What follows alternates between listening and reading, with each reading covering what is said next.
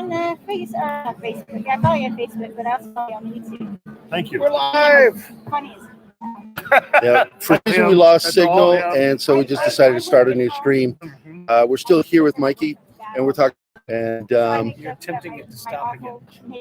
need to stop again. And just walked up. Linda's talking about some bad she had with her house. We're back. Yeah, you're back on. Awesome. We've returned. That time. With a fan, no less. Yes. Fan. She likes her show. So Jason Knight, you're not the only one. What does that say about my sanity, though? Anybody that watches this got something wrong with them. Especially if we like it. You guys are funny. See? I like that non sequitur crap that Gary talks about. That's just nonsense. Goes off on his weird rants. I like weird rants. They're fun. He makes my day with his little intellectual ways. They really do. Like on Facebook, when I was like, the most random thing is, you know what really grinds my gears? Type thing with Peter Griffin. It's like, oh well. Anyway, enough about my. We're here to talk about this guy's humor. Oh, Mikey sorry. Mason. All right, y'all have a good one. I'm gonna go eat. All right, I'll see you later. Wrong way. So basically, Mikey, we were. Monday, for those who don't know, is a regular for years with this con. It's almost a symbiotic relationship. Visioncon existed before the Mojo Brothers, I believe. Because I'd never heard of them until Visioncon. Yeah, so they are. It's a symbiotic relationship, and I are an anchor. A lot. They of are people also the greatest proponent of booze and parties. Yeah, I'm a lovey drunk myself. Friend drunk. I am. When I drink, I'm fine until I get home, and then I'm going to post some stuff, and it's generally going to be something along the lines of, you should really be people. You should love people and stuff. And I'm glad, because I could be a dick when I'm drunk. I could, and that would get me nowhere. At least when I'm drunk, we really need to care more about each other as a society. I love you guys. It's like, you're so awesome, but I hate clothes. And those stupid you say, but I love you. I love your many faults, which I will now delineate. I'll break that down. You got time? You got 10 minutes? An hour? 10 minutes, a bullet pointed version. You got, or we can go long form. The floor. I think somebody had some booze. Yeah. What is it? The fraternity model con. Fraternity model con. The 5 fingers. I dipped it in vodka first. Could really be feeling now. So I played at Fair's Fair last night. I did a show today. It was unplanned. It was not on the schedule. And it was very well, more than 50 people in the room at last minute notice. It was a lot of fun, and I hope to come back to Visioncon as an official guest next year and do more. I think that if they want performers to have success, I think any con that wants performers to have a convention, unless the performer is a nationally known act who is a draw, their money off of merchandise, most of their money off merchandise, and people don't buy music they haven't heard. Yes, and stuff like that. But on a regular basis, it's kind of a family thing. Yeah. Mm-hmm. We all know it. A lot of us know each other, and we're friends. We became friends because of Visioncon, and it becomes like this family thing. And a particular convention, usually your hometown one, it does become like a very strange yet exciting family or high school reunion. It's the one you want to go to. Yes. Yeah, exactly. You miss people. You literally watch people as they start coming in. They'll watch people as they're dating. Eventually they get married. They bring their kids. They're bringing their grandkids or great grandkids. I know. Develop over the year or two. You see them get married. Visioncon's had a huge impact in my life, and despite some already could be down here, you should come here and bring your family. Now remember, tomorrow, so bring your mother or bring a mother Yeah, if you mom's need. dead. Sorry to hear that. But bring mothers and I kind of wish she was. I wish I was just being a dick to make a joke. but just come on down. Come on it. You say day to celebrate mothers.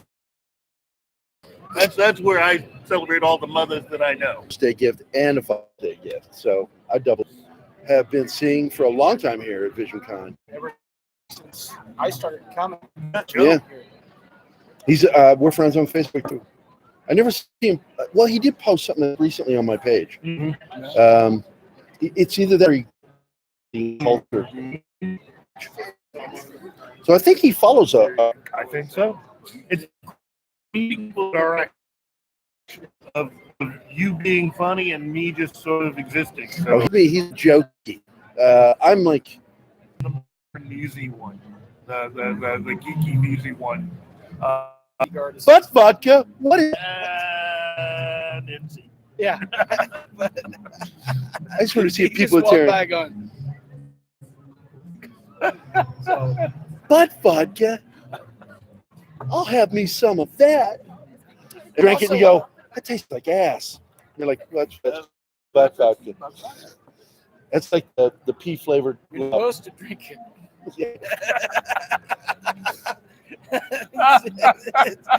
It comes with a syringe. That was good. I like that one. Sure. Turkey based. That's like much of that joke from when I was a kid. The guy gets a suppository. Comes to the doctor, says, it tastes like it. He goes, you're supposed to put that in your butt.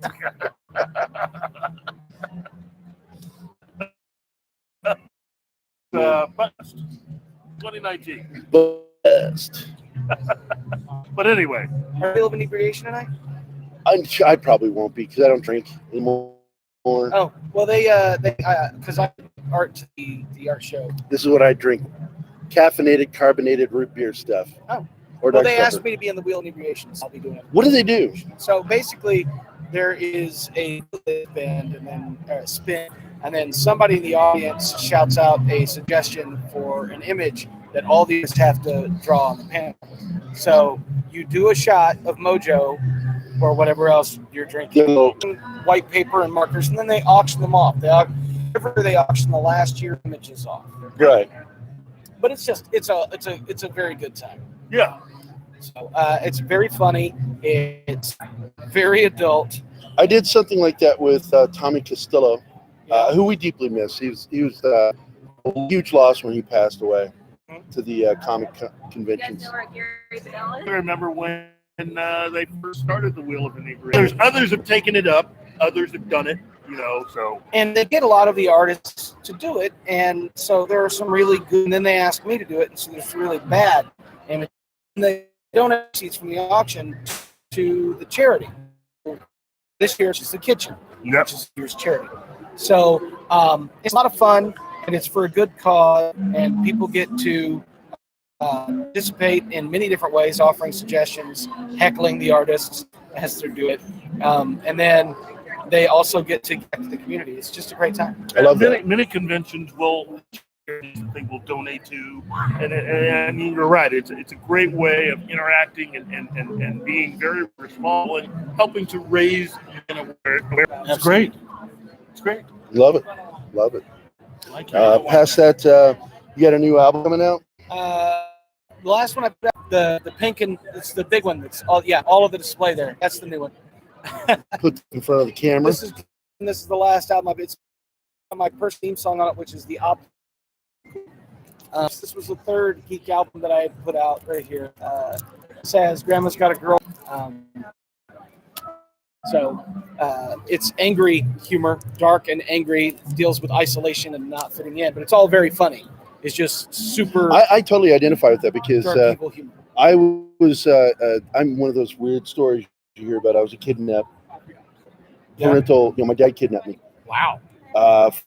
Fled Arizona and hid me out in Virginia, but my mom found out where I was and she didn't care. And so it really was a struggle relationship. Wow. And my wife and her family wanted to fight me for custody again, so I got stuck here. and she died in the middle of the custody battle. And of That's harsh, man. I won. Yeah. You know, but it cost me the one opportunity I had to ever finally get close to know my mom.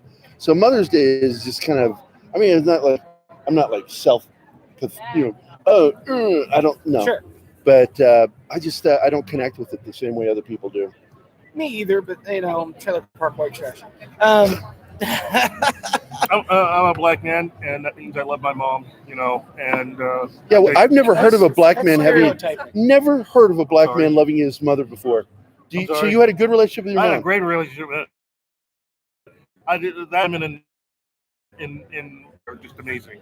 And now you're going to tell me you like funk and soul music. Maybe No, you don't. I Yeah, I know do. what he likes. He likes rock and roll. I love rock and roll. He's I a love rock the and Ohio roller. players. I love his post about music because I love everything he's a fan. Yeah. Was from the 80s, and I just forgot his name again. Marshall Crenshaw. Marshall Crenshaw. I mean, when I was in high school, that was who I wanted to listen to. He had a Buddy Holly vibe to him, Okay. because he played Buddy Holly Yep. in La Bamba. Yep. Oh, yeah? Yeah. He also played John Lennon in one of the versions of live production Beatlemania. And it's sweet.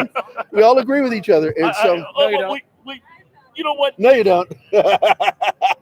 I think we've entered an era now. It's getting to see people argue, and I'm not that guy. If I disagree with you, I disagree with you. I don't. Just what was it? Was it this week or last week? We actually talked about something. Yeah. I don't really see it that way, Yeah. but we don't argue. Yeah, it's not. We enjoy each other's company way too much, and I know again we're in an era where people, if they were to be entertaining, you got to have people shouting at each other, and we just like do that. officially say I don't agree with We that. genuinely love talking. God, I just never get tired of it. What are we going to drink? Vodka. Vodka. It's spirit flavor. I think I taste it. I don't know. With a little orange juice vodka. Guess what? It's Well, I think we should probably try to get a couple of our local shops in here, yes. Do it. and we need to wrap up. Well, And thanks for I need to having go me on. find it. Well, love having you on, Mikey. I'd actually like to have you on the regular show. Yeah. Have you do one of your songs or something? Yeah. If I had my guitar here, I could do it here. I don't. My guitar's over. Over where? There. It's up and over there. Okay. It's in the Mojo room. Well, Oh, you're going to okay. be here tomorrow. Probably leaving very early. I have an 8-hour drive. Ooh. Yeah, you got to go back up. Yeah. We'll just have you on another time. All right. You All right, are brother. always invited You on. can go to mikeymason.com and learn more. And it's always worth it, dude. This guy's funny. One of I'm my funny. favorite other funny people. I use the word other because I know I'm funny. I'm funny. know I'm I'm- funny looking. Elmo feels dirty. Elmo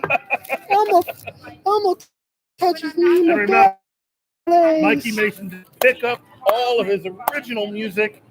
Mikey. And some of it that I've stolen. You're fine. Tons. Bud vodka. Vodka. Hey, is Marty coming back soon? You're the new Marty? I know, Marty. You're not Marty. Well, we're going to get the mom here. What is your thing called? It's next door to us here. Platinum. Yeah. What's it called? Platinum Mom or Yeah. A Plant Mom Studio. Plant Mom Studio? Plant Mom, it's your turn. Bring some of your stuff. Bring some of your wares to show up.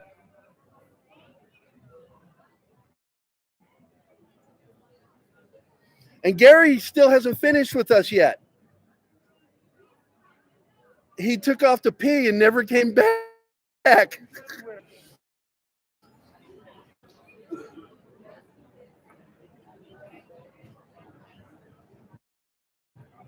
Does he have a table? Rode a row and saw no mic strain. So I'm assuming he's not here. Oh, we got another interruption again. There, it's back again. Boy, our Wi-Fi here is terrible. I was able to download some games on the iPad. Oh, then it's good. So maybe it's Maybe it's just all the different people that are connected. YouTube. So. Maybe. I don't know. I don't know anything about. Try to get us in So- here. Back it up a little bit. There we go. And so this is, what is your name? My name is Madison. I am the owner, I guess, of Plant Mom Studio. You can see right there. Yeah, the little sign right there in the corner. And she makes stuff like this. Yes. So I just make little resin charms. Just a little bit of everything with little inclusions inside, different characters. Oh, that's really cool. And My then, daughter would love this stuff. And then stuff like this. Casket. where it's- the stuff inside moves. Oh, look at that. So these are called, I just call them shakers. So yeah. How long have you been doing this? Probably a little less than a year, probably I would say 8 months, maybe. So this is your Yes. first Visioncon. Yes, my first Visioncon, both as a vendor and also just as a Attendee. attendee. Yes, that was the word I was looking for. He knows words. I speak well. He says words good. I'm good at words. So, how are you guys doing? Are you getting a good reaction to your properties? Your Yeah. I have a lot of merchandise? People a lot of people, a bunch of cosplayers who are really interested. I've had a couple custom requests for certain characters.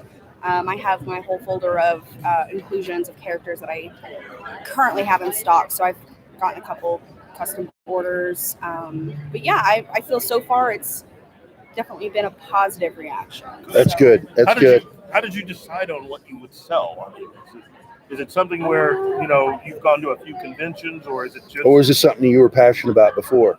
Well, so I started this just as like an artistic outlet, and I never really planned on selling these just because I never thought I would really make anything that was like That we'll sell. wanna Yeah, buy? anybody. Yeah, no, I didn't think anybody would. The rule of thumb that I live by is if it's something that you like, there's likely going to be other people. Yeah. I mean, I like my friends at first were like, "Oh yeah, I'll buy that," and I'd sell it to them for a couple bucks, not really thinking much of it. But then Tyler, who has been here for a while, he's lived in Springfield for a while. I'm from Texas. And that's your husband? Boyfriend? Boyfriend, yeah. Boyfriend. He was saying that he thought I should do Visioncon, and so I was like, okay, you know what? I mean, like, what's the harm? I mean, worst case scenario. It's always a great way to test the water Yeah, for because sure. they're very fair with their prices. Yeah, it was a little bit of a shock to me to pay for the booth, but again, this is my first convention as a vendor, so it's really worth it because you get 2 passes and then you get the booth. Lean this way so we can get you in the camera. There you go. That's her boyfriend. I turned to doing this. Yeah. So, is this your first experience with the con? With this one? No, a con. Oh, Or yeah, have you been to other as- cons? I mean, I've been as an attendee before, but this is my first one as a vendor ever, and this is my first time. But you knew what to expect because you've been to cons before. Yeah, as an I've attendee. been to a lot of the larger like Comic Cons in Dallas. So Comic Palooza down in Houston. no, haven't been to any in Houston. Just mainly just Dallas, where my dad is a huge nerd, so we'd always do stuff together like that. Dad raised you to be a nerd. Good. Yes, comic books. He had. I remember he had a last showcase, and he has like all of these superhero figures, Right. villains, like all this stuff. I mean, he has like. He was a good comic collector. figures. Yes, he's a collector. He's got comic books. I mean, he's just. It's insane. So that's how I got into the Comic Cons or just. Before the first one as a seller. This is great. Look, overall, what do you find people gravitating to at table? What has been your sell? Actually, I probably shouldn't say this, but the biggest seller that I find get people really excited is the foam grips that I have. Yeah. But I don't make those; I just source them. Oh. But the shakers have been really popular. And then Well, I know that my daughter would probably want to buy this. so I have those. I have Here, Zoe, can you see that? I have those. I have like Game Boys and I have like hearts and all sorts of stuff. But I mean, obviously there's all that genre or like whatever it's the anime or video game or whatever it is. So It's really kind of cool. I am going to make sure Zoe sees this. She's at work right now, my daughter. yeah, And I'll need a card of yours because I'll send her the information so she can maybe order something from you. yeah. I'm here. I live here in Springfield now. So Oh, she's in Phoenix. Oh, okay. So Yes, she would have to do long distance stuff. What's up? How's it going, man? I'm on my feet, which is pretty good. Never complain about that, man. It's always good. I started mixing Mojo stuff yesterday at 3 o'clock in the afternoon, and The Mojo Elixir. I blocked the party at 12:30. Wow. I drank the entire time. Wow. So you're I'm still moving. feeling it. Telling you, Mojo is the party place Yeah. in town. When it's Visioncon, Mojo is the place. But And you definitely want to go see the Mojo Brothers. do you have your card with you right now? I actually it was the last thing I was supposed to get, and then I forgot. Well, can you? But Is that hooked up to Yeah, where you you can see can't it look? behind my head. Yeah. Plant Moms. I want to make sure that they can see it. So it's just the Instagram. It's just Plant Mom Studio, no spaces, no capitalization, no numbers, and Plant Mom Studios. yes, and Facebook So- is the same. So I'm most active on my Instagram. I post work in progress pictures. I'll post pictures of just stuff that I make. I never really have any active sales where I'm advertising. But if somebody sees something that they like and they message me and they're like, "Hey, I want to buy this," I'm like, "Oh, okay, sure," and I'll ship it. I'll deliver it. I'll Doing it again. send it via pigeon. That thing is so cool, isn't it? Yeah, those are shipped, filled with baby oil. And this is resin. Yes, it's a two-part epoxy resin. I do seal them with UV resin just because it's a little bit faster. The enforcement So- part having to do that. Wow, That's this so is nice cool. work. Well, just tell her, follow me on Instagram. She can see all the stuff like that I make. And Plant Mom Studio right here. This is great It's stuff. got a wee flower in it. Yeah, I like it. I like it a lot. He's Black Irish. That's a real thing, by the way. I know.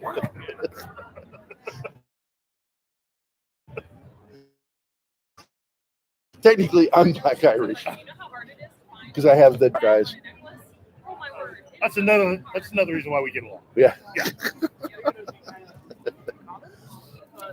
But thank you very much, Madison. I thanks for appreciate it. having me. Looks like you got a lot more customers, man. She's had a lot of people at her booth. Yeah, You are popular. they're gonna start asking questions, and the boyfriend's not You're gonna the know. Mozzie Saltzman. Boom, boom. Well done. You dropped the piece.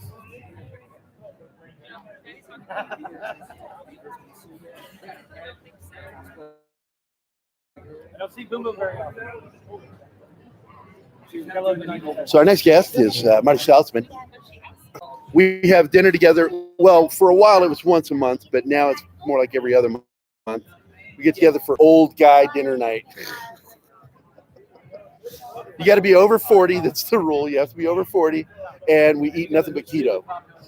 In other words, don't be bringing anything that doesn't have meat in it.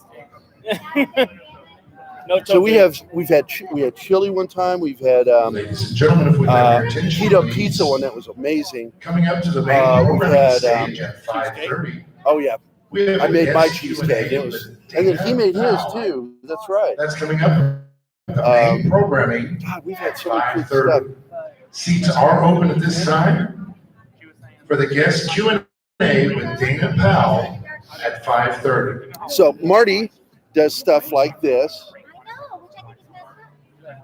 Bring that in for you. See, That girl. Bat girl. And Wonder Woman. I was friends with the real Bat girl and her sister, and it was sad when she passed away. Look at that. This kind of reminds me of Mad Magazine. This one in particular. Oh. Slave Leia. Hello, sexy girl. Ooh. You know you want it. And the stand. Stanley tribute. That's a good one. Stan Lee, Silver Surfer. Leon Abnati Salzman. Did we already show Wonder Woman? Wonder Show it again. Woman. Show it again. Now your artwork has a, you've done artwork Hellboy. steadily. I'm working on Oh, and the Hellboy. new one. The watercolored Hellboy. It's still in progress.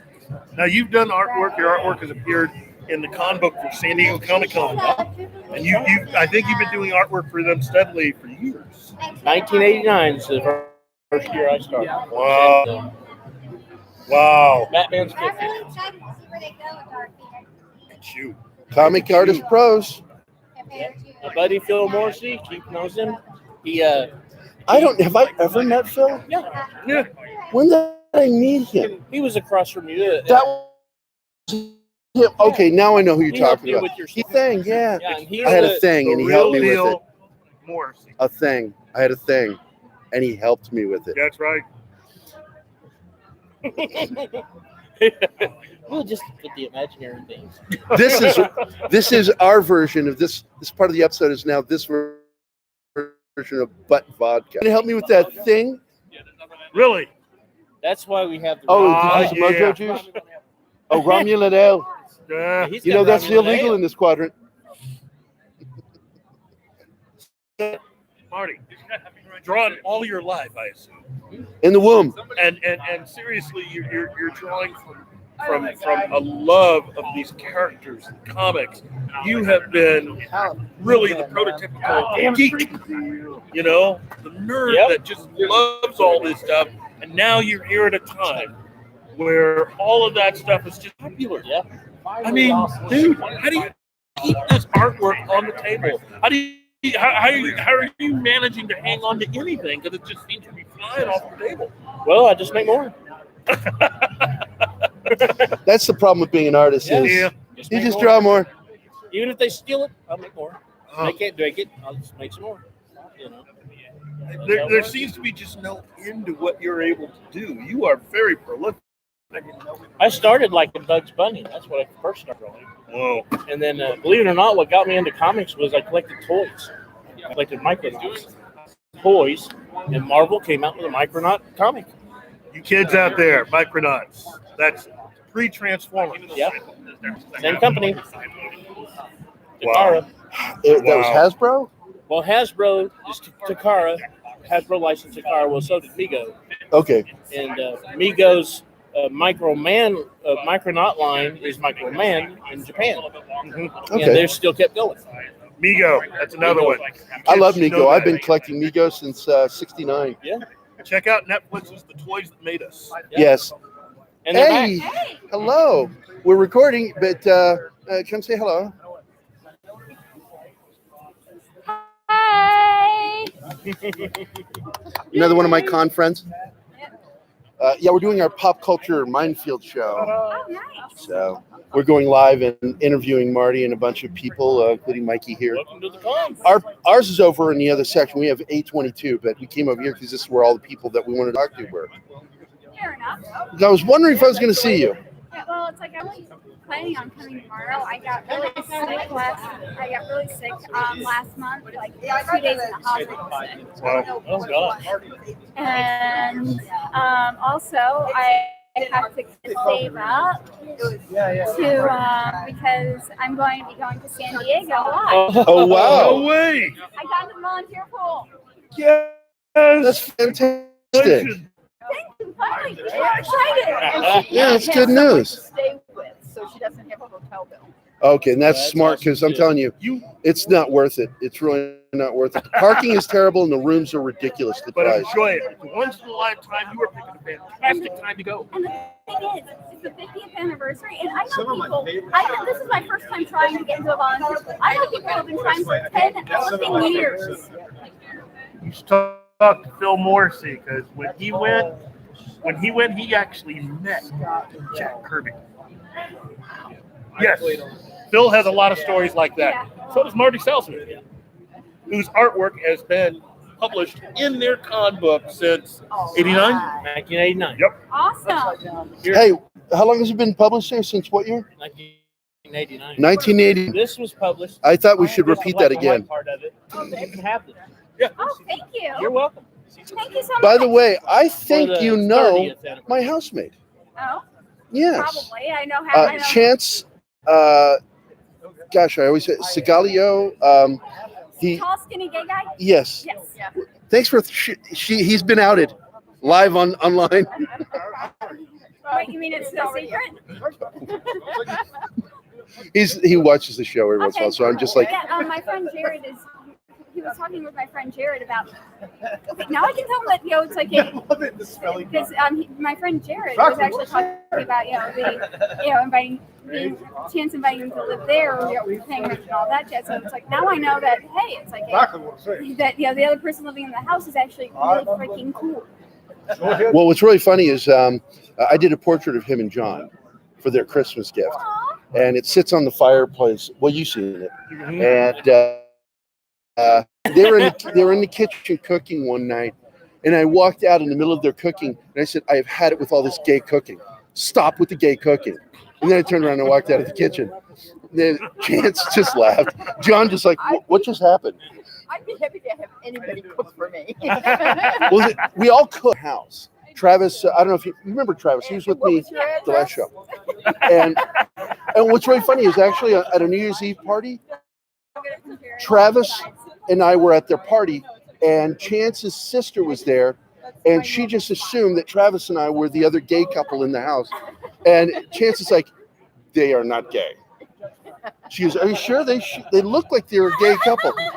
It's like, we're just really good friends. So, no, we're just really good. We really like girls. It's not a phase. I swear it's not a phase. I'm actually really straight. And Travis gets a lot because he's been animated the way he talks. And so he gets, like, people just assuming it. Even my girlfriend assumed he was. It's like, no, he's not.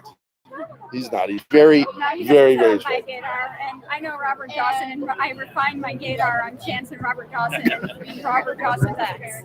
But Chance is like, he's become one of my best friends. I really love that guy. And you've met him. I love that guy. I was warned about meeting him that he was like really testy, and I got along with him from the minute I met him. It was like, I like this guy. I'm going to like living with this guy. Yeah, he's pretty cool. And we all cook. And that house smells so good sometimes. You've come in when they're cooking. That kitchen smells amazing. And they're, because both of them went to chef school. And I'm not sure if both of them graduated, but I think they did. And I'm not kidding. What's your address? 3637 on North Street. And yeah, it's we live up on the north side of 44. Nice subdivision. It's very quiet. I'm not going to say another word. Yeah, but that's it. A lot of the neighbors, not us, leave their doors unlocked.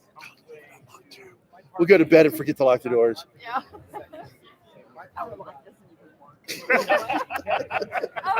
But I was wondering if I was going to see you. I glimpse of you earlier, and I'm like, "Where's her daughter?" I'm looking around. There you are. I was looking for her to try and have her arrested. Oh no! What'd you do? Are you being a horrible daughter? Oh, that's sin and a crime. Well, it's like every time I go, it's like I have to time it just right. Otherwise, I catch the cat, doing her business, and she'll hiss and spite at me. You ever just mess with the cat when you go to the bathroom? I've done this. I've done it for real. I sat down and just stared at them. And my cat would be like looking at me through the corner of its eyes, and I'm like, "Hey, buddy, you gonna poo? Is this number one or number two? I'm just curious." And he was just like, he looked so uncomfortable. I like doing it to dogs too. To dogs, they get embarrassed. Their ears drop down. They're like, "Why are you staring at me when I'm pooping?" I'm a jerk is really what it is. I'm just a jerk. I like messing with animals and people. Having a lot of fun, are you? I've had a blast. Some girl said the other day on Facebook, she goes, "You must have a bad life," when I said something sarcastic. It was about that couple that was doing a 19th century married life. They were living in the 19th century. And I said, "Well, I hope they didn't go all out, because if they get sick, they're going to die." There was no antibiotics, no treatment for asthma. Allergies, forget it.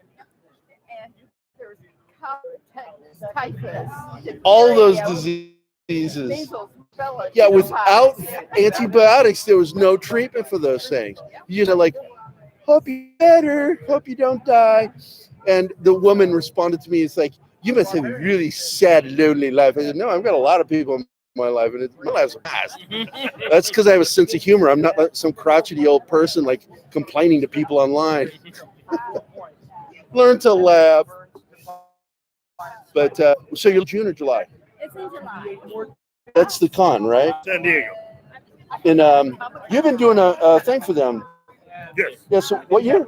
From 89 to now. I know I'm a dick. I keep doing a joke from. I can send art, but sometimes you can't send me. Actually, I have a question. Can I get the sign? You sure can. Don't sign that. No, because then she can kill you and it's worth something. Oh, please. Oh, she'd have to get in line. See, here's the thing, though. If I do that, there won't be any more art from it. And it's good Should be art right is hard on to that find. track, dude. It's true. Yeah, he found it. I started out on Pastor. Borrow a pen from somebody, or just swipe it and run. That'll work. Make sure. Thank you so Oh, much. you're very welcome. Let me move this.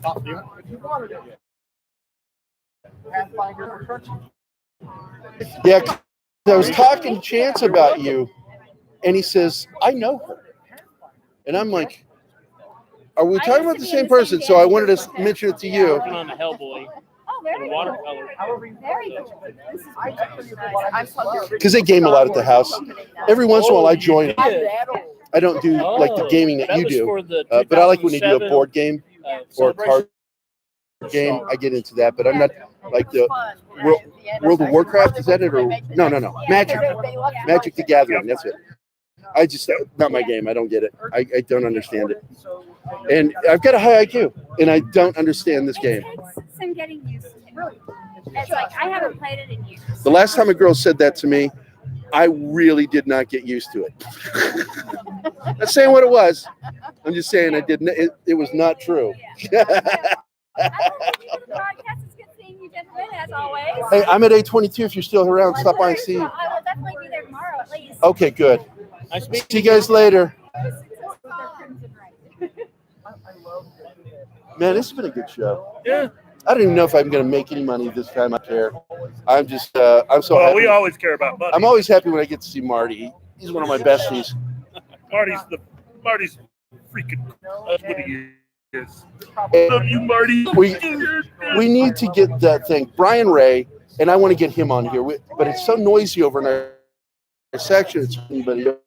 Yeah. But we need to get, I want to get David Fott in there.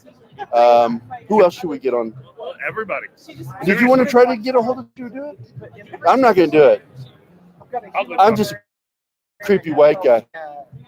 You're a sexy, handsome black dude. I'll talk to her.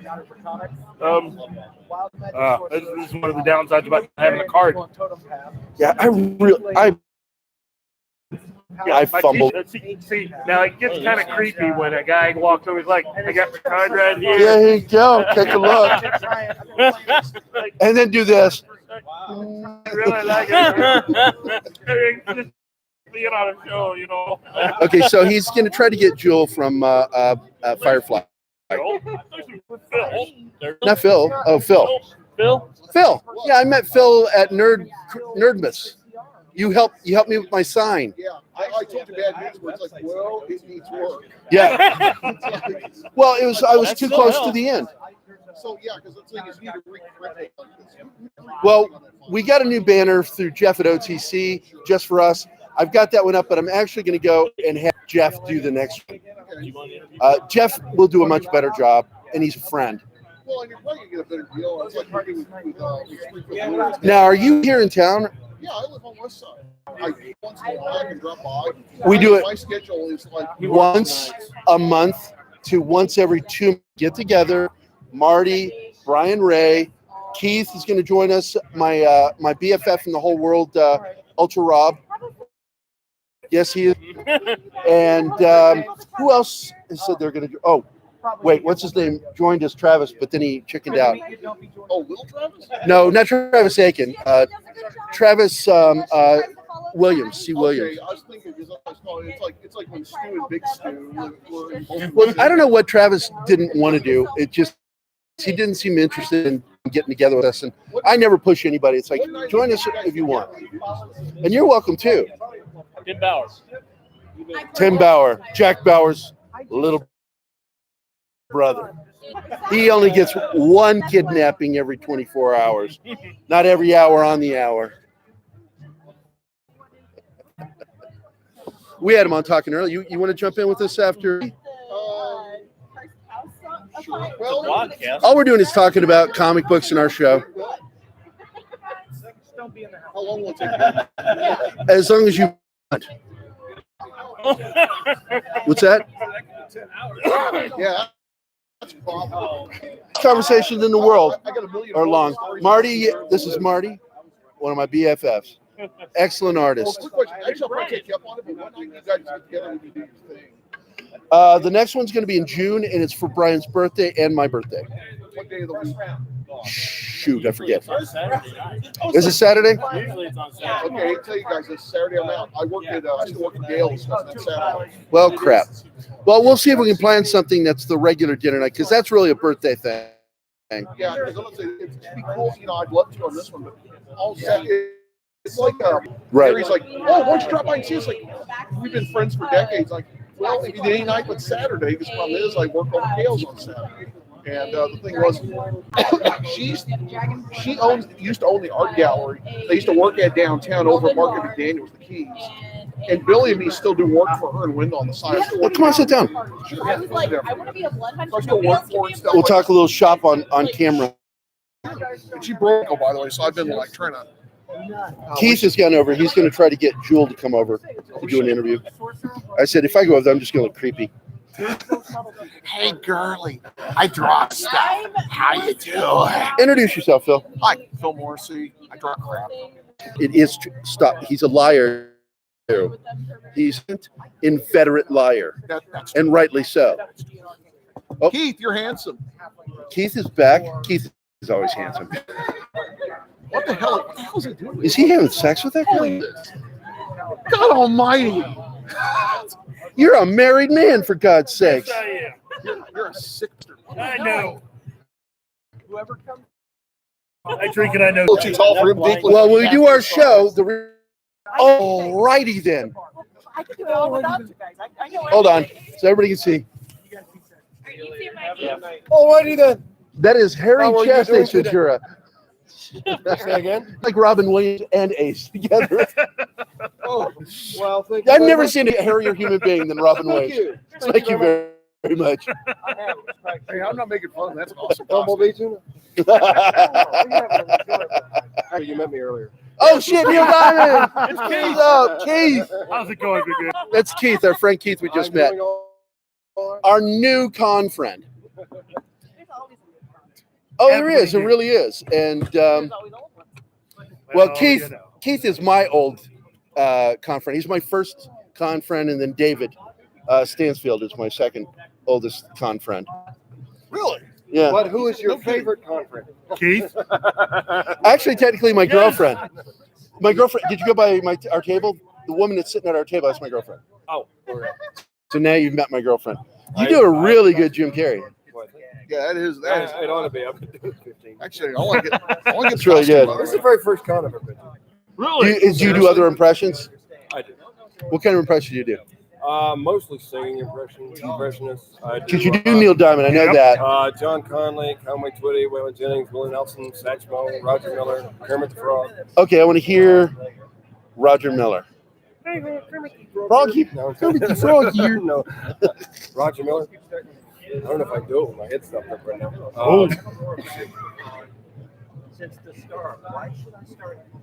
He's the singer that sang "I Believe in Love," right? Am I thinking the right singer? No. Who am I thinking of? You're thinking of Don Williams. Yeah, Don Williams. Sorry, that's who I'm thinking of. I don't know much about Roger Williams, so you don't have to do him now. Oh, I know that voice. I love Don Williams is the shit. I'm serious, man.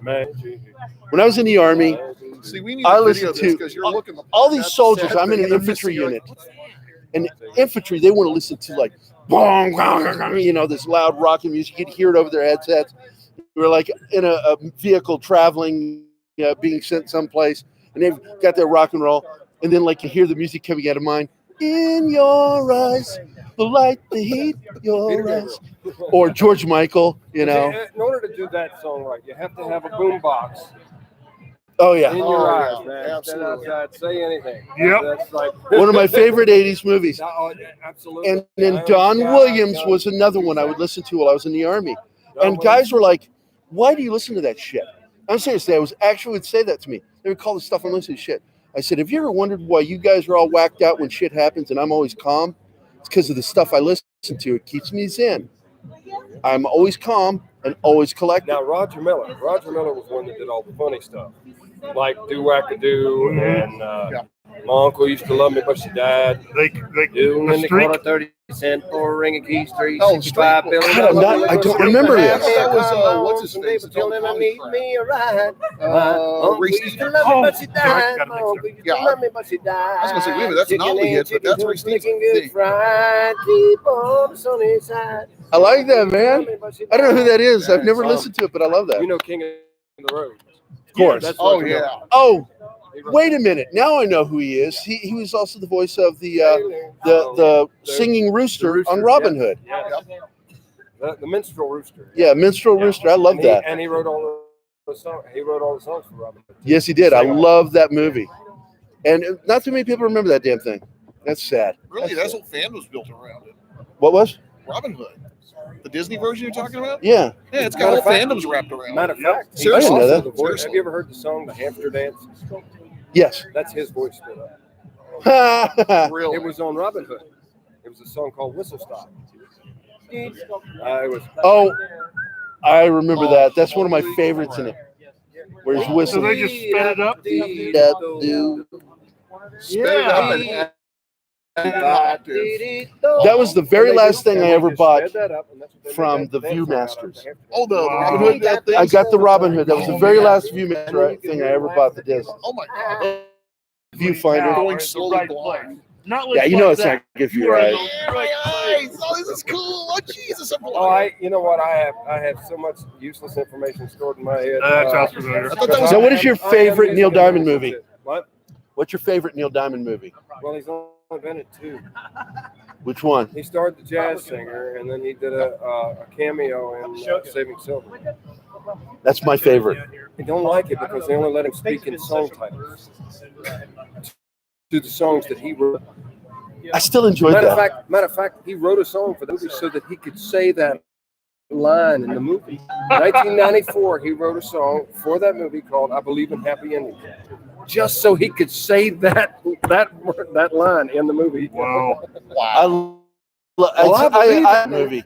I mean, the kid was born at a Neil Diamond concert, Yeah, and Jack Black, and so they Jason formed Biggs, a and Neil Diamond Steve tribute Zarr. band.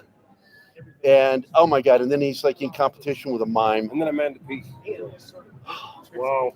Amanda Peet.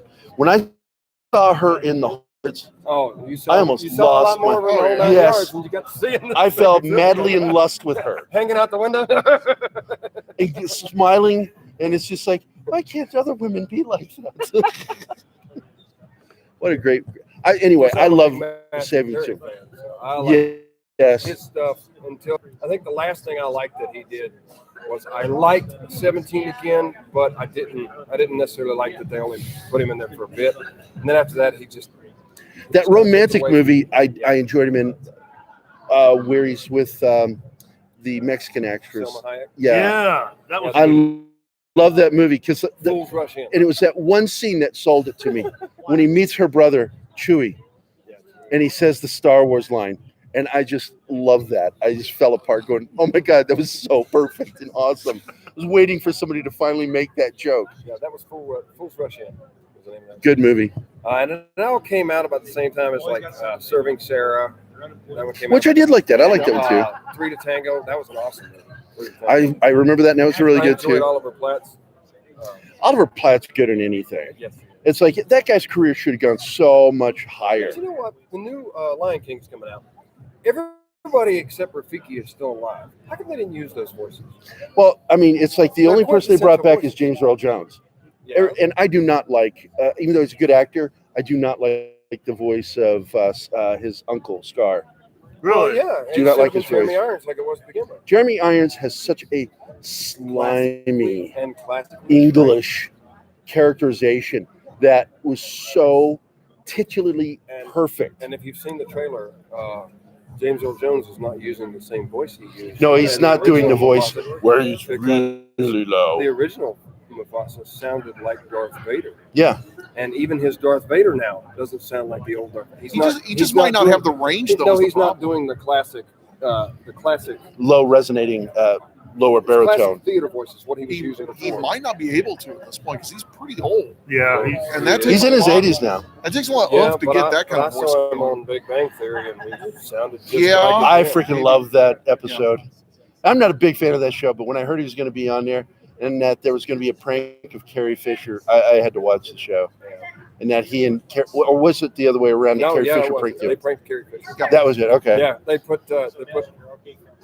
they did Ding Dong Ditch with Carrie Fisher. It's not funny anymore, James. Making it sound like James Earl Jones has been doing this for a long time. I love that. God, man, we're just nerd talk. This is what we do. You guys know that. Oh, Yeah. so This who is else? Nerd Talk? I can't do this anymore. I didn't realize this was Nerd Talk. I've been doing this my Das whole life. Wolfen. Das Wolfen has said, That's "Hey it. Gary, hey Keith, just in this door. It's John, by the way. We know that. He doesn't know it, but now he does. All right, well, I'm going to let y'all do it. Y'all have fun. To your Yeah, but listening you're more audiences fun, out though. there. We suck. You're like the fun one here, and you're off camera. I hear voices. Well, Good He cosplay, sounds brother. fun. it's okay. It's okay. See who can He's get really fun. This is a voice that you can get that kind of cheats on who it is.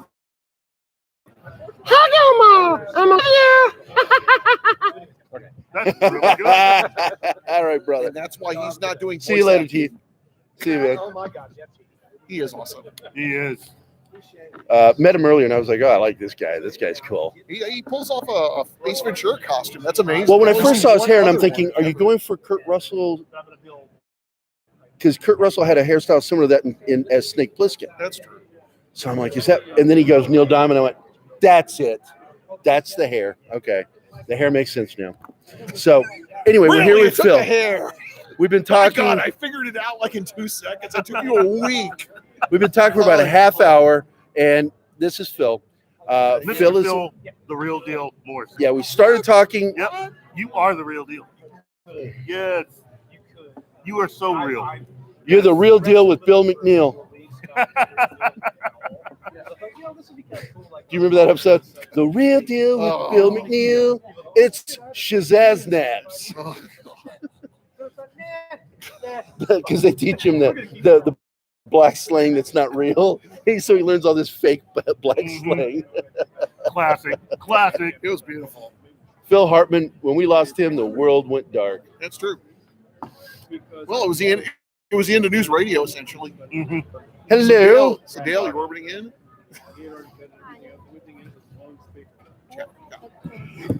I told you my grandkids drop out of the Oh. How old are you, by the way? 11. 11. It's not bad. Your phone could use some help, though. Yeah, stop dropping it. Yeah, it's like stop. I've told that to my daughter. It fell off the bus. Is that what it throwing was? at other people. On its own, of its own volition. Oh, that looks really good, by the way. It was like it was thrown from my hand. I figured it's a work in progress.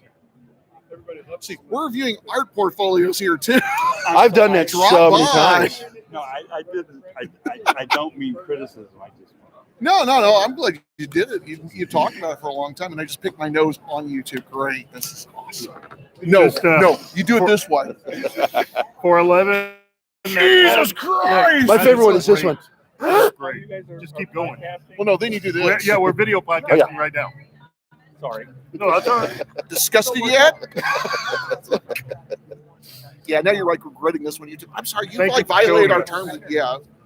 There are no violations on the show. Send me your artwork. Send me stuff when you get done. I want to see what it looks like. I'm absolutely in.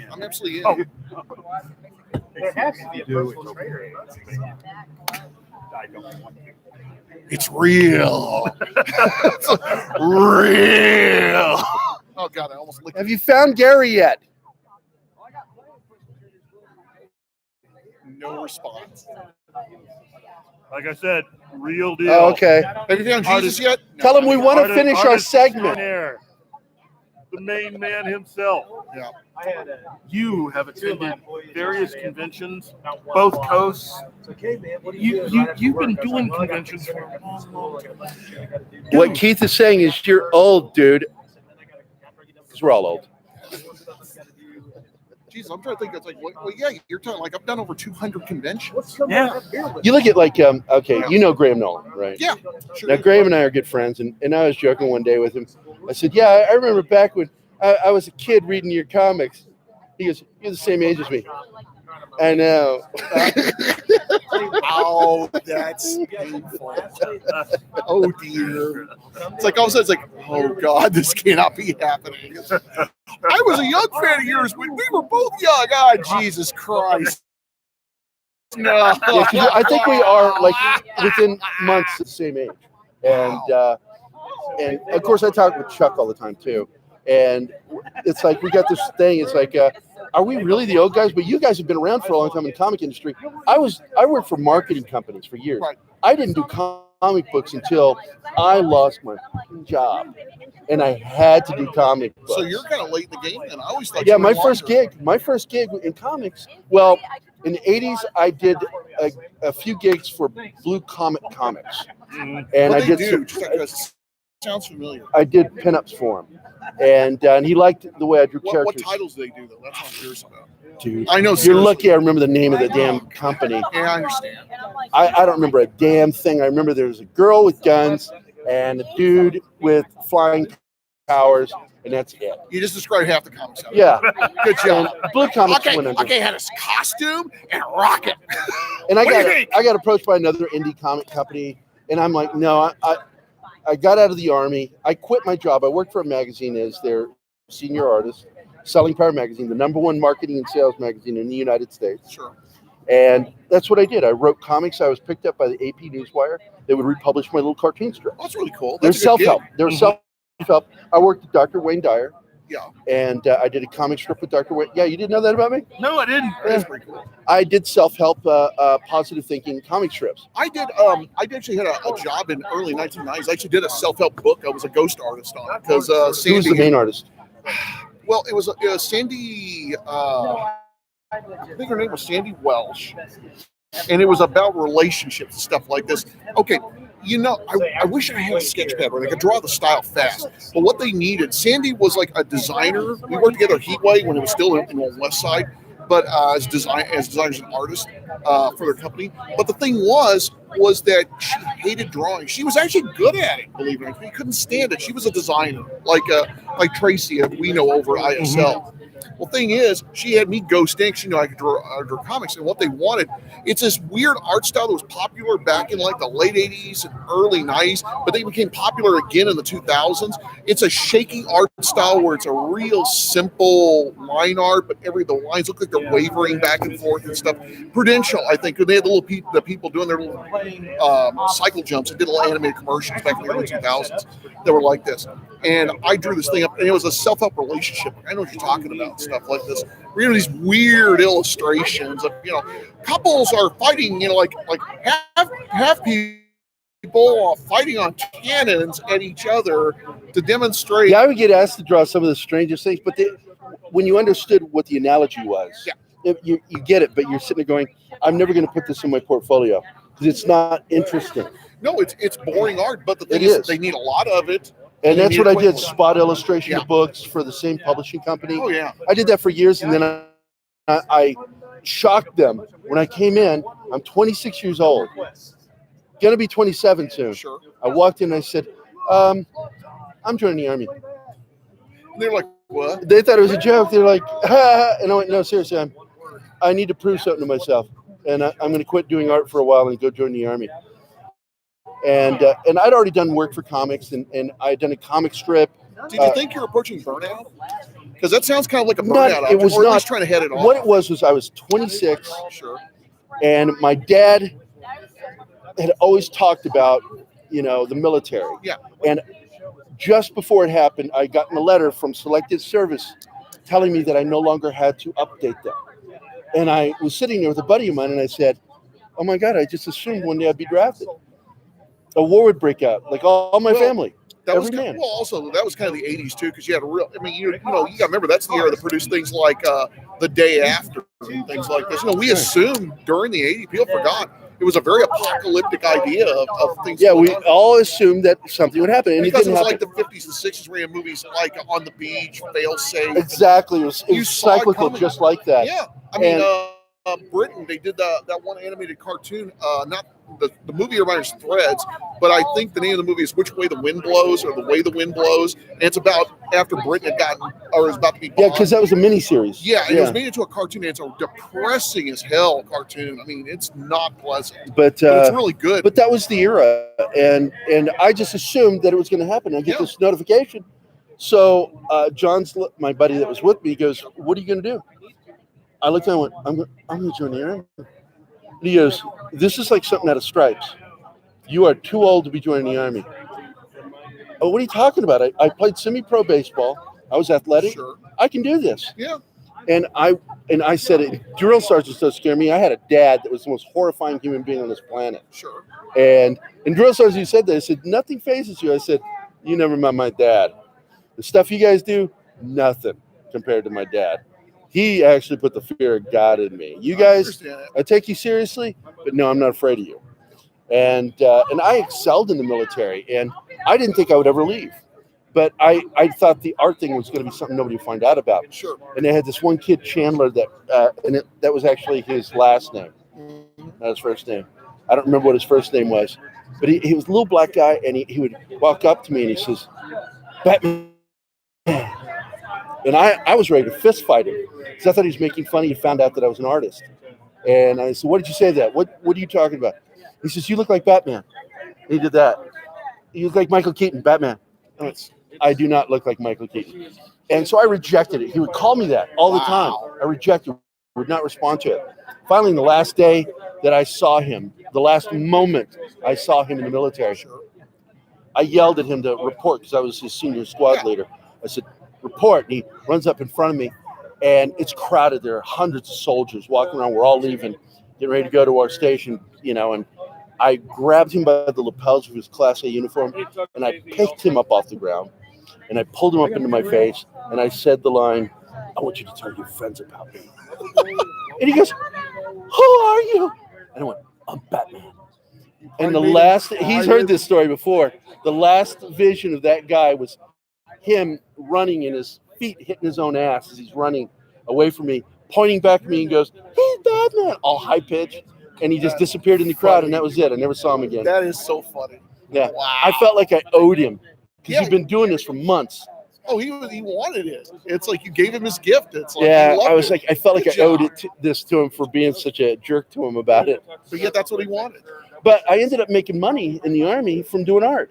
I wouldn't be surprised. What'd you end up doing, by the way, when you were in the military? I was a combat medic. I know you're coming. What you doing art-wise? Well, they may have not. Well, when my senior NCO found out that I was an artist, he had me paint a mural on the barracks. Oh, okay. And then like I did a portrait of his kids.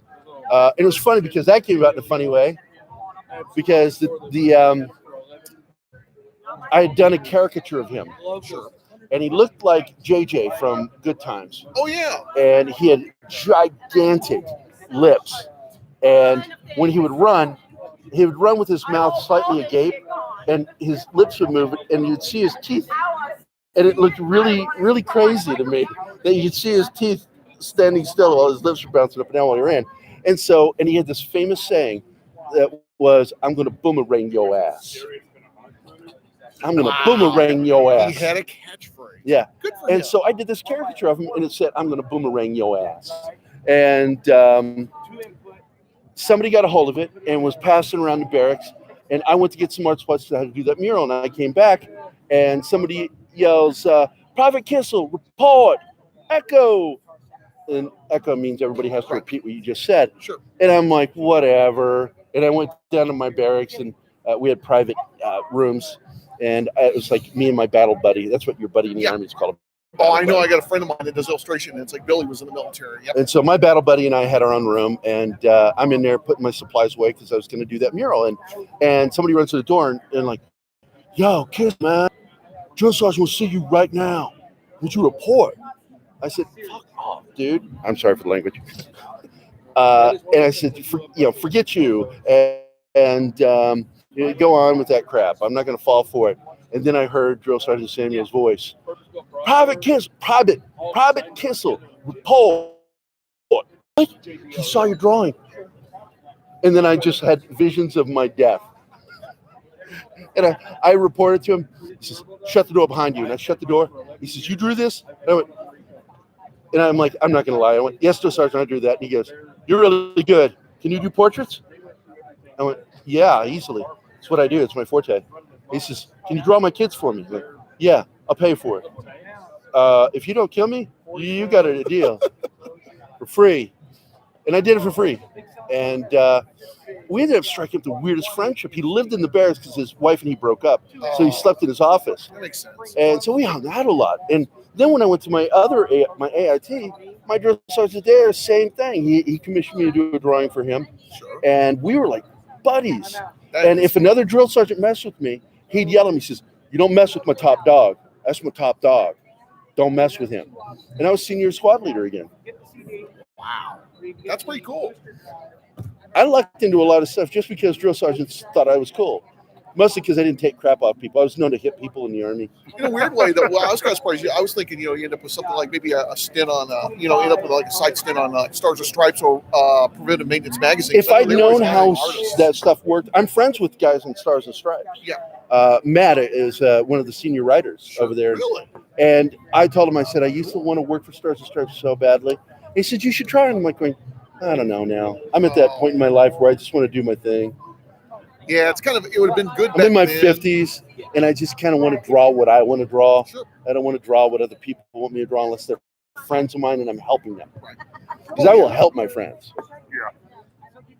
Yeah, and that's that simple. Because we're going to be doing our movie, and I want to do movies. That's what I got started out. I went to film school, and art was. I already knew how to draw. It was like I wanted to be a filmmaker, but I already knew how to draw, and I knew drawing was something I could fall back on. Sure. But it's really my only real skill is doing graphic design and art. Well, that makes now, sense. you, on the other hand, you're an actual, you do inking for whom? Well, actually, it's like I ink mostly my own stuff and whatnot. Because I've seen your work at the last show. Right. Now, Tim does on the strips, Tim does my inking and stuff so we can keep our production up a lot faster. But I can't ink my own stuff. That's not that problem. It's like I'm pretty much the package. Art, writing, inking. I can do basic editing work and stuff because that's what I've kind of done. Because the thing is, where you talk about what you did in art, where I started at actually was the gaming industry back in the 80s and stuff like this. Wow. Yeah, when GDW was still sailing the seas, TSR, Wing of the Hill. We had people like I wanted to go to work for TSR so bad. They were a tough bunch to get in, sadly enough, in that era because there was all kinds of artistic changeovers going in. In fact, a friend of mine, Paul, just bought a book, The Art of Dungeons and Dragons. It's like a big $60 thing. And it's got like the history of what the art did and who was doing it and why they changed over as they went over. And it's a great book, by the way, if you want to spend money on it. It's like the Art of Atari book. It's on that level. I'll find somebody who's got a copy and just read it at their house. You should. Well, you should, though, to be honest, because it's a great book. I mean, it really is. Because you get the history of the industry. But there was a lot, and this is also pre-Magic the Gathering, too. This is right before, I think it was in 91 when that came out, or 92, because we were at the Gen Con where it came out, and it was crazy how it changed everything. But, we were doing comics for, let's see, I did a small work for C. Jackson for a while, did Murphy's Rules. That was kind of like a line of artists. I think I came right after Ben Sargent had left because he started doing editorial cartoons in Austin because that's what he always wanted to do, by the way. Speaking of a great cartoonist, sorry. He was doing that, and at the time, not too long after that, GDW was doing a magazine called Challenge, and they wanted comics. They saw what I was doing in other things, and so I started talking to them about that, and then doing pickup illustration work. But it was the gaming. And then I ended up with Stellar Blade, which ended up being in a gaming magazine called Vortex that ran about 10 issues.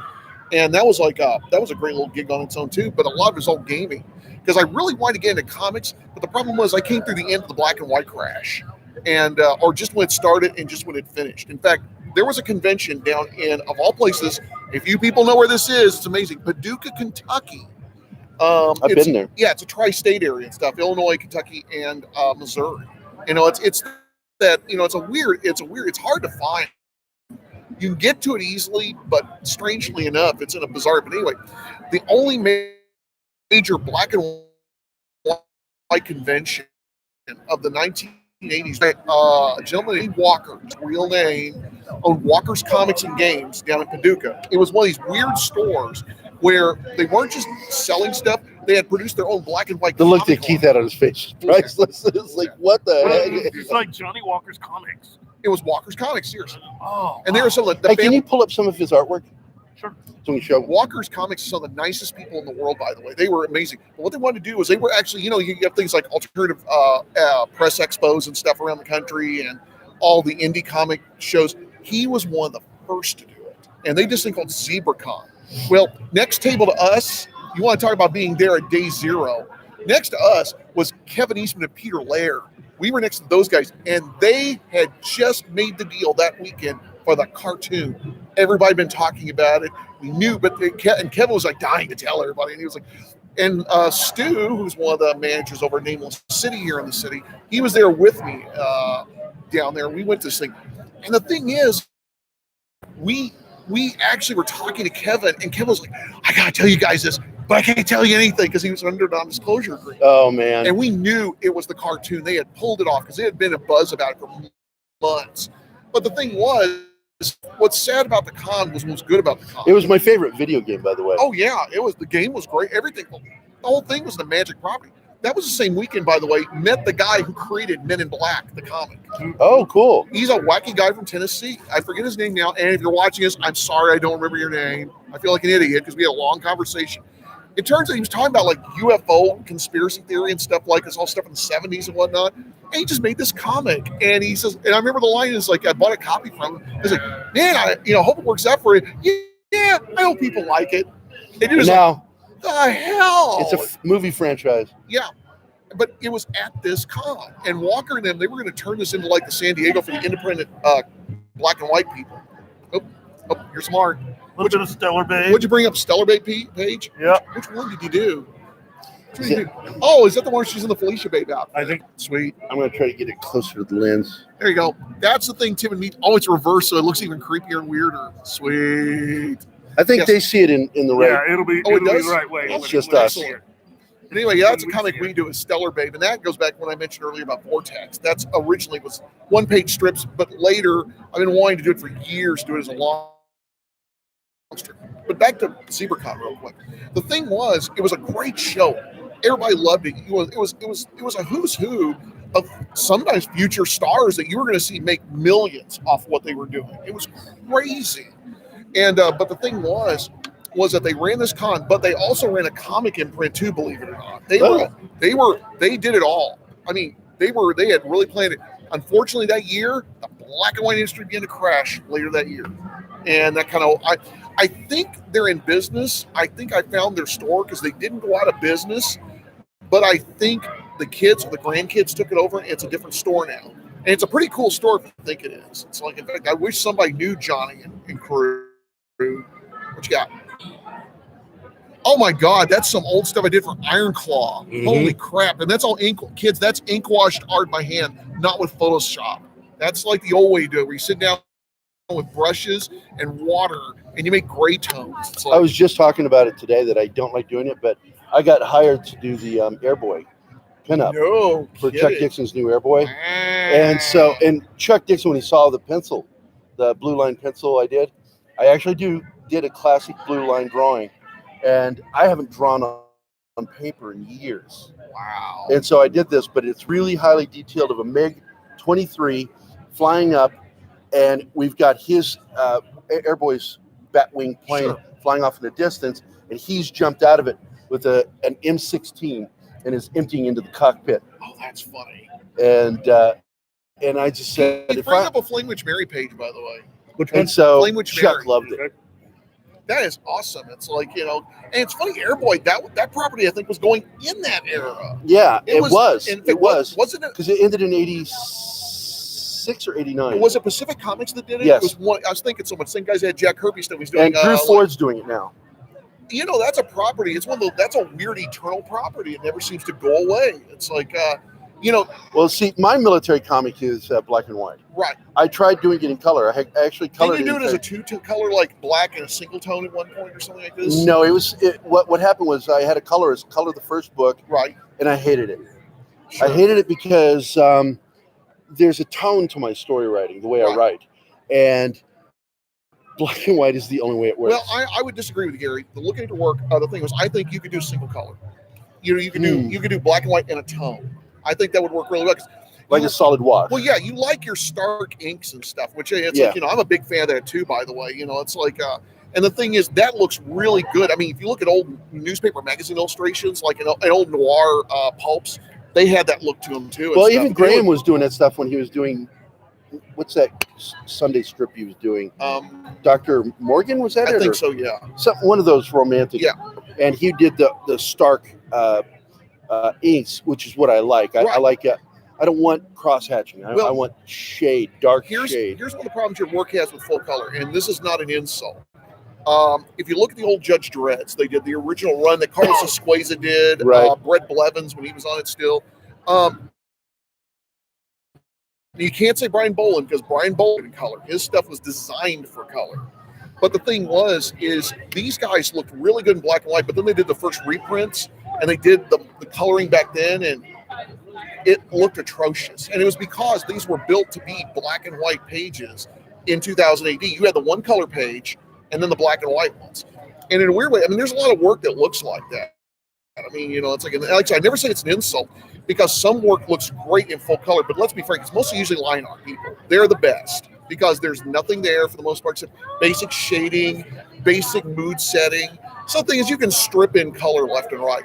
But when you're doing like North, like I'll tell you a great example of stuff that looked terrible colorized at times was the old Dick Tracy and Chet Gould did stuff like this. They didn't quite know how to color it because he never designed it for color except for the Sunday pages. And if you look at the art on the Sunday pages of Dick Tracy, it was different than the daily. Different. You notice that all the shadowing disappeared, but you get those daily pages, suddenly it's cross hatching everywhere and weird lurid blacks coming at you. Lurid blacks. Why do we have to go racist?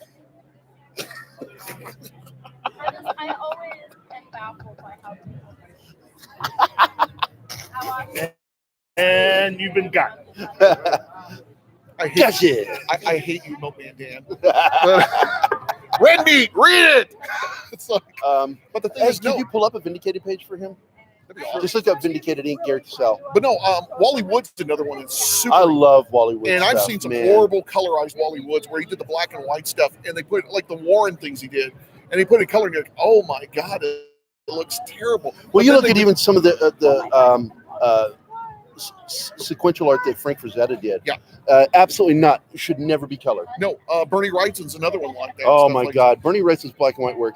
I told him one day, I said, "You absolutely inspired me, Bernie. Yeah. But I draw nothing like you." Oh yeah. Here you go, kids. Get a look at this. Yeah, can we point it real quick? Let me the thing is, if this is one of the things where when I say lurid ink and stuff like that, right there, is that's what I'm talking about. Pull it up a little bit, Keith. Yeah, there. Because you see how the shadows connect? What you're doing is you're doing a composition trick where you're actually filling the page with the shadows. And that's tough, by the way. That's way tough to do. Yeah, that's a pinup I did for the comic book that actually is nowhere in the story. Oh, really? Yeah, it's nowhere in there. There's no scene of a helicopter trying to mow him down in the city. So no wonder it's got that kind of composition. I can recognize that kind of composition for a mile away because the thing is you're setting it up as, not as a panel, but as a piece. In that. Yeah, it's well, actually, I copied Graham with his permission. That panel from the comic is it's a direct nod to his Phantom drawing. Oh, I can imagine up on a roof with the palm trees, and it was a direct nod to Graham Nolan. You know, and to be honest, in that panel too, that would look terrible in full color. Yeah, well, it did. This is one of them that was colored, and I hated it Because you could do like say you do blue tones and maybe a dark indigo in the background, it would look great. Or now maybe the colorist was really good too. Right. So I knew if the colorist couldn't make it look right, I just decided that's mine. I colored that myself. Now that looks really nice. But you're using more line work. You're letting the color do the heavy lifting at that point, as opposed to the shadows. See, and that's the problem with basic art, is that if you let the black and white do all the work, then when you put color onto it, it becomes gloppy. It's like the thing is because you didn't design it for color. Well, there's this one artist I can never think of his name, but he did a lot of the Superman art. I think he did the Infinite Superman, or the one where he after he dies he goes to the sun. Oh, you're talking about Frank Quitely. Yeah, You're talking you about notice he doesn't do much shading. Right. Because he too, by the way. Yeah, he expects his colorists to understand what he's doing. Oh yeah. And do the shading and the lighting. Oh yeah, for you it. can tell. Yeah, Frank Quitely is cornered by snipers, and there's a SWAT guy. I love this layout, by the way. Show that again real quick. Boy, I wish I had a pointer here or something like this. You want to see some interesting design. The idea that you have two separate panels, but there's motion between them, but yet it's one contiguous Well, panel. to me, they're supposed to be movies. Right, exactly. A comic book is a movie to me that is static. Exactly. Well, because how do you? And that's the trick. Is what you're about to say. Is how to capture that action. Well, exactly. Because the thing is, okay, when you're doing comics, this is where I changed my theories completely over the years. Originally, when I did comics, everybody thinks comics are art. Static images lined up. Some of the shit that came out in the '60s, Fritz the Cat, and the other stuff that Robert Crumb stuff. We brought up Robert Crumb earlier. What Crumb did. Speaking of lurid really black, he had lurid blacks everywhere. He was a lurid guy. He was a lurid guy. But he was an artist. Well, he liked rich design. He liked rich, lush artwork. That was his big thing. And a modern version of that in the 90s and early 2000s was Joe Coleman. His splash page was full of so much stuff, symbolism. Yeah. And well, it's because he loved the feel of it. Oh yeah, there's Day Zero. That's the first online Stellar Babe strip. That was the capping thing for it. And kids, if you can figure out what cover that's based on, it's like I will absolutely applaud you for that, because that's one of my jokes too. It's a '70s cover, by the way. Oh come on, if you don't get that one, I'll be disappointed. Is it the Hulk? No, Superman when he's pulling the shirt off. Kryptonite no more. And the chains are breaking. Yeah, that's Kryptonite. Yeah, no more. I remember that one. That was John. Was that John? That was Neil John Adams. Byrne? No, it was Neil Adams. See, bring that cover up again. I'll show you guys some goofy crap about that. I actually went to a lot of trouble to make this because I love all kinds. The logos, everything, the lettering, everything. That is exactly how that cover looked back in, I think, 1970-71, which was when DC changed over what Superman was going to be all of a sudden. It's like they decided they had enough of 50 Superman towing planets with chains and junk like this. And and that's what it's like in the late 70s going into the 80s. But Kurt Swan did the art. That was when they brought about the whole supernatural thing could affect him. Yeah. That witches and magical beings or mythical could hurt him. Well, what they did was they officially said that Superman was the old strips, Jesus Christ, the old encrusties.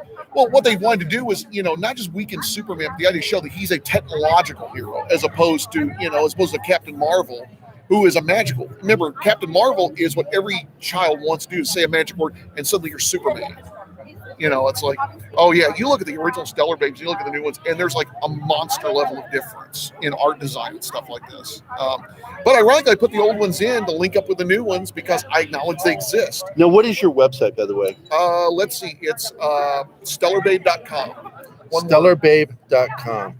Yeah. I love the artwork, dude. Thank you. Appreciate it. It's good stuff. We should do something together. We should. I know that we can. I want to work with Tim. And Gary Bedell and I have been friends for so long.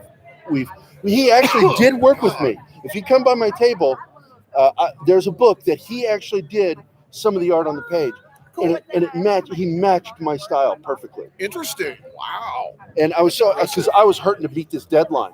And I had to work on some other stuff for Dale Dye for so his he ghosted for you a little bit? So he ghosted on a page for me, pulled it total. Bernie Wrightson, Frank Frazetta, and I just forgot the other artist. Al Williams. Wow. Because he's my idol. That's who I draw most Al like. Williamson was a great artist. Al Williamson is. He did science fiction strips, by the way, on newspapers. That's and what beautiful work. I looked at his work. Wait a minute, didn't Al Williamson? Didn't one time he do a Star Trek strip after the movie came out? Because there was like it was either him or I don't Simon remember that. One of them. I remember he was involved with Star Wars. Yeah, maybe it was Star Wars. And Al Williams, of course, was also did the adaptations of Empire Strikes Back and Return of the Jedi maybe that's what with Carlos Garzón. Well, maybe he did the newspaper strip And too. Carlos is still with us. Yep. I want to meet him. He had an impact on me, but Al Williamson had the greatest impact on me as an artist. Oh, Williamson was amazing. I loved it when Tom Waltz at IDW said, Gary is the Al Williamson of this generation. I can It's see that. totally not true, but it was wonderful that he said that. What you got there? More vindicated. Oh, There the you blue go. pencils. Oh, the blues. Oh, yeah, that's right. You do blues. It's funny. It's like I could never make blues work. I go with crappy old number 2. Well, what I found is when I work with black and I'm drawing digitally, because that's actually penciled digitally. Right. I go. It's easier for me to lower that blue and be able to work over it than with gray. Yeah, I know people do it. See, with me, it's like, it's funny, like the strips we do. We still draw by hand on paper because we want the look of it. I don't want to fake it up in Photoshop. Marty McFly. Oh, there he is. What's up, man? Hey, how's it going? I told him earlier I worked on and showed him the Back to the Future covers I worked Yes. I wish I knew the next con. Well, like I said, I don't have any of them. I don't have any of your covers. on. I'm going to try to get a hold of some. And the next con, I'll bring them with You'll me. just sell them? Yeah, awesome. Well, that's a gift too. I get them free anyway. Well, Or I can send this guy because he's Flash. He can rip them off and nobody will ever know. right? You having fun? Yeah. So Awesome. you Yeah, guys have a hired the blast. Justice League to steal comics. You're idiots. Valuable comics? Not really. No. not Action really. number 1. No, I didn't want it. Yeah, because I've never actually gotten my free copies of the issues, and I need to. Oh, really? Yeah, I have to remind them. IDW, the left hand, I love them. Well, I say this with the greatest love. The left hand doesn't know what the right hand's doing over there. Don't feel too bad. That's like a curse. That's like a curse from, I think, every publishing thing. It's like, oh, that's right. You guys get free copies. Yeah. We get a handful, and it's just basically an honor system that they do with all their artists. But sometimes they forget. It's Oh, they forget all the time with me. Zoe, my daughter did a pinup in Ghostbusters sure. and for IDW, and Tom saw her artwork and said, "Would you do a pinup for the Ghostbusters issue number 10?" So she did. She did a pinup of the Stay Puft Marshmallow Man smushing a Ghostbuster, Oh, cool. stepping on him, and I colored it for her, but she drew it, and so she was published younger than anyone in my family, because all my kids are artists, all my kids are published. And all of them followed in the same line, except for my daughter, who is the one who got published the youngest. She should be an artist. She's finally pushing. Oh, I love that. That is The cutaway of the Blade Runner spinner. That's like one of my favorite. I built one of the kits. Oh, no kidding. Yeah. A buddy of mine, Tony, he's down in South Africa. He's a model builder, makes his own models. And he's going to be sending me 2 of the K spinners from 2049. That's wonderful. One is the one from the movie. The other one is the one that was the design for what it was supposed to be. And it's so much better than what they ended up with. Yeah, that's true. The concept art was. But what do you expect? Peugeot put their low. Peugeot's a shit car. No, I'm serious. That's Euro trash. Yeah, they're not good. They're the. I laughed when I saw Peugeot. I said, "Oh, that's how bad it got in the future, I guess." They got Peugeot making the damn cars for the police department. Well, low bid. Oh, yeah, 3-wheeler. They couldn't afford the 4th. My dad How do we bought a, save $50? This. I got an idea. Kill one of the wheels. my dad bought a Peugeot and sold it a week later and told me it's the biggest piece of shit I've ever had. And I read up on them like, oh, they're horrible cars. They're so cheaply made. They're worse than the Vega. But they have great marketing. That company. Oh, they make good items. The bike. Yeah. Great bike. They're a good bike company. Yeah, but terrible car company. Terrible car company. You guys will look I'm watching a scene right now with Marty McFly and the Flash. Hold on, let's This is almost too you ironic. know, the thing. And so my wife and I planned that. Like, So you while have we two were time on travelers 10 minutes having an before argument. on stage. I was like, okay, here's what we're gonna do. You know, we're gonna run up to the front. You know, And now hold they're the becoming hands. self-conscious. They're lighting us. Oh. So I've been being recorded telling that whole story about BransonCon. That's awesome. I didn't even know. Fucking candid camera here. Oh my Candid God. camera con. Brought to You you were by just so Samsung. animated in that story. I'm like, I got to capture this. I got to capture this. They must see. That's awesome. The only thing that would have topped is a Doctor Who guy wandering by photobombing. Where can I see that? Pop culture minefield. Pop culture minefield. It's its own Just YouTube like the shirt. channel. Okay. Hey, Can I Susan. have a card? Do you have a card? No, we have the shirt. Just picture it. Hang on. You need a picture of his. His chest is better. When you guys having your name Keith? Okay. Keith? Keith. Any of you That's guys name me. Keith? That's you? Yeah, my dad's that name. man. Yeah, we know your dad. Yeah, he told me Oh, that's your dad. Yeah. You guys are fucking awesome. Yeah, I he's totally blew that one. Sorry. He came by, did not know it was him doing the Jim Yeah, Carrey. he told me the whole story. And before he even said anything, I said, "All righty then." He told me to come down here and try to get a podcast. That's what he told me to do. So that's why I came down here. Well, you've been on the podcast now. Yeah, So that's apparently been I'm how just- long I'm just- before You're that? kind of Uh, famous. Oh, it's live right now. We're going live. But I mean, when can I see that? Oh, you can see it anytime because, like, right now you can go on and watch it now. But the minute we end it, it will become available Oh. for viewing. It's public. So did you? Is I it like our now? special effects. Or is it still Oh, running? the cover Or is it I did running for a continuous? radio. Holy crap. We were trying to run continuous, but we have problems with their internet, Okay. and it'll That's cut the show off prehistory when we is what start it that again. is. Right. So Wow. you already That's it's already so it's already up. Yeah, just go to YouTube and look up Pop Culture Minefield. Susan's on. Hey guys, glad to see. Susan messaged us. I already acknowledge her. You're late. She's our co-host. Hey Susan, we love you. Okay. He did the Breach. Okay. He's done all sorts of stuff.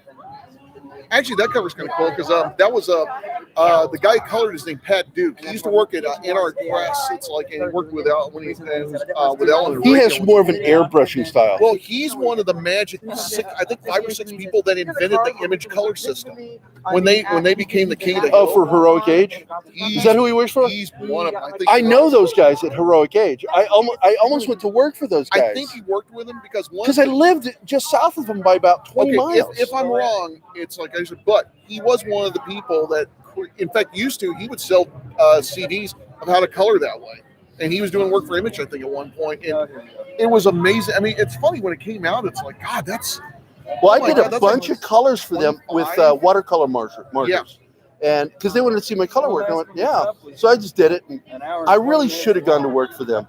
But that other job offered me so much money, I had to take it. And I worked for them for 15 years. That's where Pat Duke did the color on that one, too. I told him to go more flat colors on it because I like to look like old newspaper stuff. Well, you know, there's a real call for that to come back and get rid of some of this excessive shaded airbrushing style. Well, see, that's the problem with that style is that it was really good when it first came out. It almost dates it now. Well, because it became the shiny toy everybody picked up and started running with. And then once everybody started running by the end of the 90s, every comic looked like that. And suddenly, it's the joke out of The Incredibles. When everybody's super, who is? Right. Nobody. Yep. Just nobody. And that's the thing and that's one thing I like about comics now is we're kind of going back towards the experimental phase again, where you have people doing like these strange tricks. I didn't do that. That's Joe Rosales. What the hell? Oh, that came up under you. Hey, look up Code Word Geronimo and my name. language. No, he's not sorry. Are we doing a thing here? This is a thing. Well, we were talking about butt vodka earlier. Kids that dip tampons in vodka and then stuff it up their butt. Oh yeah, that's Well, they can get killed from that. People have been doing that since the 90s. Though. Yeah, it's dangerous. Well, when I was in high school back in the 80s, in the late 70s, we had a thing called locker room. You remember that? Actually, I don't. It was mixing chemicals from the locker room. They would get cleaning chemicals and try to huff and get high on it. I was about to say it's paint huffing 2.0. Yeah, it was just a nightmarish thing. See you later, time travelers. It's like, have fun in the future or the past. Wherever you're going. Wherever you're going. Just have fun. Say hi to my grandparents for me. But I love these awesome special effects we're doing, like using a phone. I've got a new cover for that though. The new cover is super badass. What'd you do? I updated the artwork because we're eventually going to release a special Actually, let edition me see that again real quick. of the book. Please. Thank you. I said the magic word. Please. That's pretty. That's the original one, and I designed it. And the problem was at the time, we didn't know what the helicopter really looked like. Right. So you took a guess. So I took liberties and just made it as simple as possible. And finally, once I got reference material, here, let me look it up real quick. The thing is, and this actually is a good example. Actually, Gary, put that back on real quick. Put it back on. You can't. Everybody wants to see a good example of simple color work. This is it. You know, the two colors are basically blue and kind of a yellowy white, but they only use it to emphasize things. That's it. There's no other color in this. To be honest, it wasn't meant to pop. No, it isn't. You're setting a mood. You're not trying to. You're not trying to. Thank you. You're welcome. I tell people all the time, plot isn't story, and mood is more important than making the art pop. Well, it's funny when we were when we were doing stuff for Stellar Babe, one of the things I told Chris was, I said, the color theory I want for this strip is I want you to look at old 60s, 70s, and early 80s comics. I want to follow their color patterns. The blaring, weird, it's like, that's one of the reasons horror comics back in the day Here it is. look better than some of the stuff we do now. Let's do it sideways. Because it's all about mood. It's like, I don't get it just to be the image. I can't. Yeah, it won't let me do that. I keep trying. Well, that's the new cover. And that looks beautiful. And you're staying with a simple. See, you're But staying. look at the Blackhawks now. Oh yeah. Look at the detail on the it looks- Blackhawks. Black. It's a running joke saying Blackhawks. You got to really be careful because it sounds like something else. Yeah. But look at the detail I What put does in. it sound like, Gary? Man, Please tell us. What does it sound like? I'm interested. Where does the joke touch you? Speaking of the 70s. This is my logo for my studio. Yeah, and it's simple and red and black. Throw that around. Let's see. Throw that around too. This is another great example of this theory once again. You have stark images, single color. It's a dynamic color. So the thing is, it basically, I hate to say the word it pops because I swear to God, every advertiser says that. But it does. And that's what it's designed for. Besides, red and black are an awesome combination. Oh, shit. I got to show this one to you. It's funny. Melon Dog is black, white, This red. is a book cover I'm most proud of. I painted for Dale Dye. That's pretty. It's dealing with the 1,000-yard stare. It's funny because that looks like old pulp art, or not pulp art, but like 1950s men's magazine stuff. Well, I was inspired by that stuff. The oil paintings and things. Oh, those are amazing. In fact, if you look at all the comics I've done, here's your phone back. You'll notice that a lot of my graphic novels, I'm not the cover artist on my own book. I wondered that. That comes from Gold Key. That makes sense. I understand. I love the painted covers that Gold Key would have, like Star Trek, Lost in Space, Voyage to the Bottom of the Sea. Whenever they would do their comics, The Dead Don't Die. Yeah, that's the new Bill Murray movie. That's the. I'm looking forward. I love the And trailer it's for funny, that. simple color. Once again, simple color design. That's the reason why I put it up. Yeah, simple. Well, and the thing is, old movie posters had that too. That was the kind of thing. Horror movie posters from like that late Hammer era and stuff like this. But yeah, I can understand. Well, when you come over, you're going to see the new movie posters because that's pretty much what I'm doing now. Oh, really? Movie posters and book covers. So you're doing kind of what Tim Bradstreet does now. Well, I didn't think I'd ever see a day when artists would come back to doing posters. Well, but we're seeing a resurgence. You know what? People finally got sick of the big faces because that was always the problem. Is once photography took back. I mean, okay, I'm a Saul Bass fan. Okay, the kids Oh my know God! Saul When you Bass. come over there, you're going to see my Saul Bass poster. By the way, Saul Bass Kids is an artist. Hey, I'm going to do. He was technically a graphic artist. Yes, not a fine artist. He's not an illustrator or a fine artist, but he made some of the most memorable posters of in the history of cinema. He did a lot for Hitchcock. God, he did so many covers. He was absolutely a god of that era. He really was. Hang on, we'll look this up. It's like Saul Bass art. It's worth showing off at this point. This, if you guys haven't seen this, I mean, this predates all of us. You know, it's like, and this guy was absolutely a genius, but it was all minimal. Oh, The Shining, absolutely one of my favorite logo poster designs. Oh yeah, I'm trying to find, and people have done rip-offs of his stuff, but this. Oh, I did. I absolutely stole from him. Here's one of the classics, by the way. Here's one of the classics. This is from Vertigo. Hitchcock's Vertigo. That is Saul Bass art.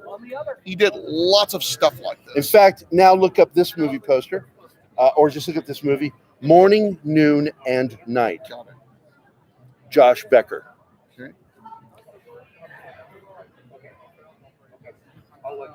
And I did that poster just recently for him, for his movie, and it's now available on Amazon. And my poster is all over. Morning, Noon, and Night, and Josh Becker. That's what Please Google, make sure my bad typing works. Is this it? That is the failed poster. Really? This is mine. This you did? Oh, yes. Guys, wait to see this. Absolutely, Saul Bass. It's available now at my table. We were talking Saul Bass. There is a great riff on it. Have a look at that. Simple black, heavy single. Actually, technically two colors, but really the second color is the paper itself doing that. Yeah, there's the orange is actually one orange. It's tonally changed. Yeah. But through its lightness and darkness. By the way, in fine art, that's called negative space, is how that works. Is you let the space itself become part of the composition as opposed to trying to cover it up. Yeah. Yeah, that's absolutely, that's a great Saul Bass tribute. It's like Drew Struzan, the great movie artist, is a friend of mine, and I sent that to him and his wife, and they wrote back. That's Josh. He's one of my best friends. Sweet. And Drew Struzan says, Gary, that is actually a really beautiful poster. Is there Saul Bass? That's from Mad World. By the way, Oh my one of God, the I best love that comedies movie. done of the mid-20th century. And one of the most iconic movie posters. Sure Now, is. between that one and the original Ocean's 11 poster, which is beautiful. I'm going to see if I can find that one too while we're talking. It's like, While we're going, I'm going to have to take my leave. Oh, I got to hit the latrine. Okay. And then I'll be out here in a little bit because I got my friend Paul. It's like he wants to Well, you need run. to come by the table and check out those posters, brother. Ocean's Be 11. right back, guys. And they love it. Yeah, the original 1962 is what you're They looking put that. for. No, I was about to say which year. 62 or 63? Because the problem is they've done some redos. Yeah. All the way across. It's funny. Keith and me are playing like dueling phones right now. He's better because my fingers are super fat. Yeah, but you've got a better phone than me. Really? It's just an LG. Anyway, that's not it. Saul Bass Ocean. Why is it giving me all this stuff? Oh wait, hang on. Hang on.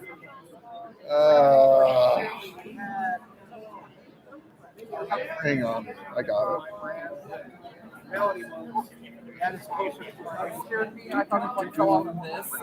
Is it this one? I think that's one of them, but that's Wait, not is the one this- that I remember. Okay, that's the remake. Okay. That's the remake poster. But it has sort of that same feel. Yeah. You know.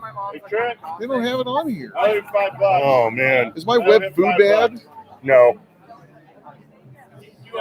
Oh man, sorry guys, we're blowing you on this one.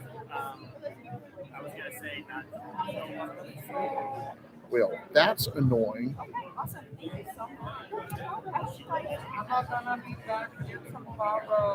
It's because all these advanced special effects we're using by using our phones. We're just pathetic.